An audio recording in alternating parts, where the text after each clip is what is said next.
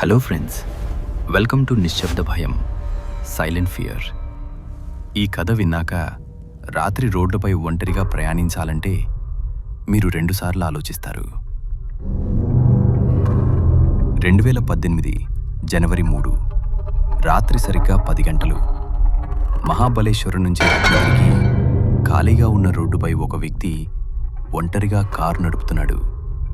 చుట్టూ నిశ్శబ్దం, ఇంజిన్ శబ్దం తప్ప ఇంకేమీ లేదు. అప్పుడే కాసేటి దగ్గర ఒక పాత బస్టాండ్. అక్కడ ఒంటరిగా నిలబడి ఉన్న ఒక వృద్ధ మహిళ. మసకబారిన ముఖం, అస్తవ్యస్తమైన జుట్టు, చేతిలో పాత సంచి. మనసులో కొంచెం సందేహం వచ్చినా అతడు కారు నెమ్మదించాడు. ఆమె వేగంగా కారు దగ్గరకు వచ్చింది. కిటికీ తట్టుతూ ఆమె చెప్పింది, నా భర్త నన్ను ఇంటిమించి బయటికి పంపేశాడు. నా వాళ్ళు ఇక్కడ్నుంచి అరగంట దూరంలో ఉన్నారు.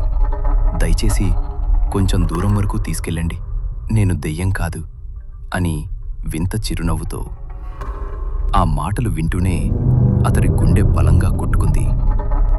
కిటికీ పూర్తిగా తెరవకుండా నేను ఈ దారిలో వెళ్ళడం లేదు అని చెప్పి క్షణంలోనే కారు వేగం పెంచాడు.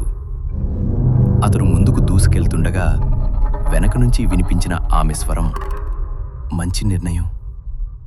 ఆ మాటలు విన్న వెంటనే అతడి ఒళ్లంతా చల్లబడిపోయింది.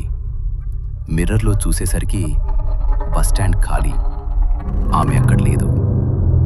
ఈ రోజు వరకు ఆ 2 మాటలు అతన్ని నిద్రపోనివ్వటం లేదు. మీరు ఆ డ్రైవర్ అయితే ఆ కారు ఆపేవారా, లేదా ప్రాణాలు కాపాడుకునేవారా?